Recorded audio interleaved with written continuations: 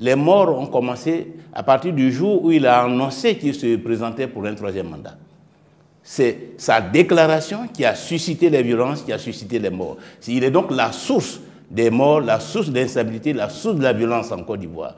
Tout comme tous les actes qu'il a posés jusque-là à la tête de l'État ont toujours été des actes confligènes, des actes qui ont donné lieu à des violences. M. Ouattara, contrairement à ce qu'il veut affirmer face à la communauté internationale, est la source du mal, est une menace, un risque pour le pays, un risque pour les intérêts internationaux, un risque pour la sous-région ouest-africaine. Regardez le bilan.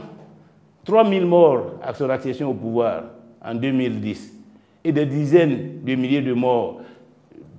10 morts dès qu'il déclare qu'il est candidat. 70 morts un mois après. Mais c'est pas Hitler. C'est pas Hitler. Mais c'est notre Hitler à nous. Même s'il est à l'échelle de la Côte d'Ivoire, à l'échelle de l'Afrique, c'est notre Hitler à nous. Parce que c'est un despote, c'est un dictateur qui règne de façon tyrannique sur la Côte d'Ivoire, qui fait ce qu'il veut, qui ne respecte pas les institutions de la République, qui modifie la Constitution à sa guise. Il n'est pas éligible selon la Constitution. Il s'impose pour dire que je suis éligible. Il dit 3 mois avant, je ne serai pas candidat. 3 mois plus tard, non, je serai candidat. Comment qualifiez-vous ce genre de dirigeant politique? Nous savons que son petit frère entretient une milice privée de plusieurs dizaines de milliers de personnes qu'il envoie sur les théâtres d'opération chaque fois que l'opposition manifeste pour agresser, parce qu'il ne fait pas confiance ni à l'armée, ni à la police, ni à la gendarmerie, et que c'est sur les milices qu'il s'appuie pour régner de façon despotique en Côte d'Ivoire. Ce n'est pas la première fois qu'il mettra des gens en prison.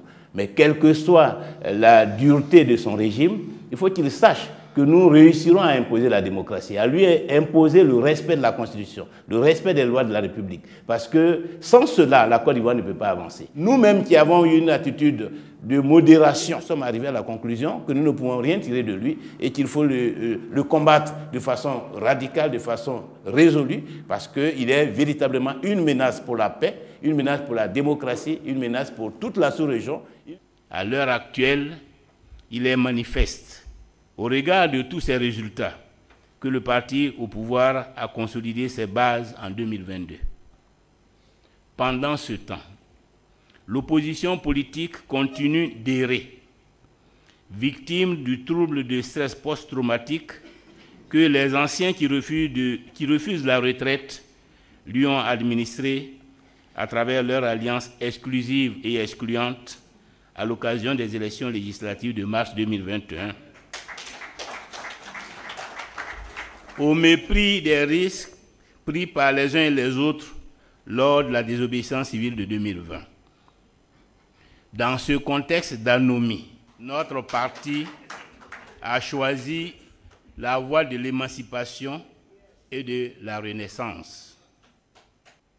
L'émancipation, c'est aussi rupture avec la solitude politique sclérosante au profit de nouvelles alliances fécondantes, dynamiques et émancipatrices.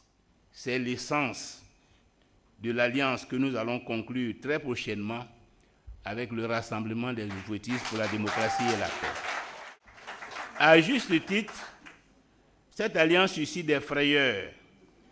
Là où l'on rêve de nous voir sombrer et disparaître du paysage politique afin de pouvoir vivre et prospérer sur nos dépouilles. Mais à juste titre, elle nous permet d'apporter notre sensibilité particulière à l'action du gouvernement, d'impulser une dynamique supplémentaire sur le plan social, de nous rendre utiles à notre pays et de disposer d'un tremplin pour la victoire commune en 2025.